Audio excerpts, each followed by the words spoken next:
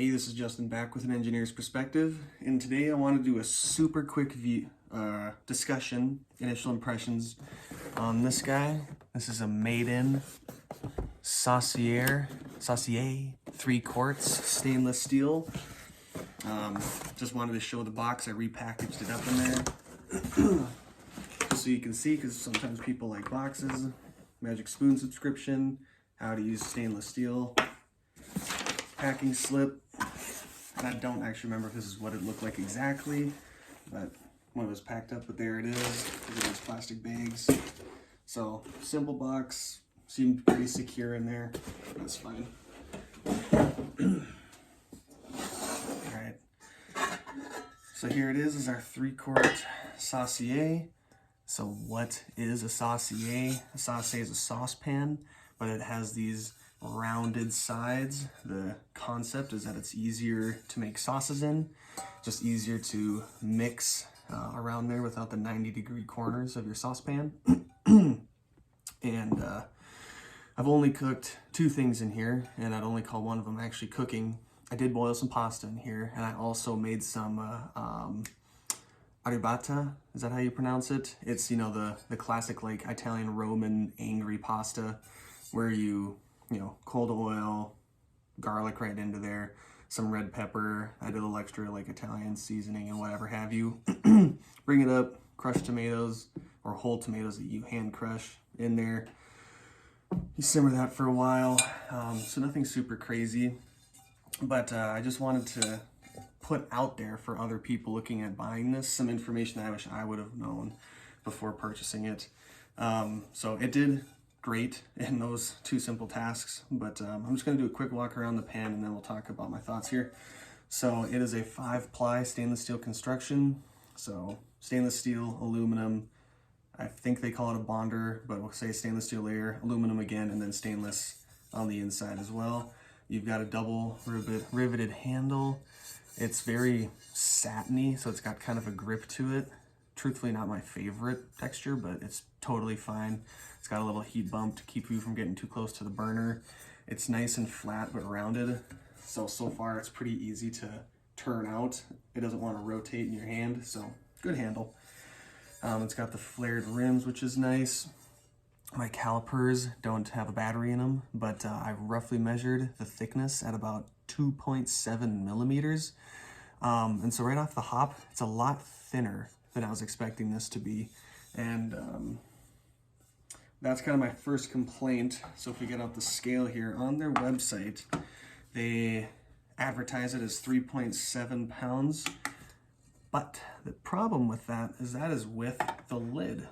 And so that is 2 pounds, 9.5 ounces. Very lightweight. So I actually was in between this and the DeMeyer Industry 5. And I chose this because I wanted my wife to also use it, and the DeMeyer is like double the weight. It's significantly heavier. And so I went with this MadeIn. And so 2.9 without the cover, with the cover, 3.9. So it adds that pound. This is 3.7 ounces, but this doesn't give you any of that cooking ability. So buyer beware. If you're looking for heavier cookware and you like that, this is not going to be the way to go. That said, you know, a pretty good test is heating that garlic in a cold pan with that oil in there, because you're going to see those hot spots and you're going to burn it if it goes too fast or is uneven. I did not have that issue. Granted, my burner was very adequately sized for this bottom, but so far so good with the even heating. In terms of heat retention, when I dumped in all of my tomatoes, it obviously cooled the pan down. It's supposed to, but it did come back pretty quick. So it seems to hold an okay amount of heat, maybe as it travels up the walls and you start using that advantage there.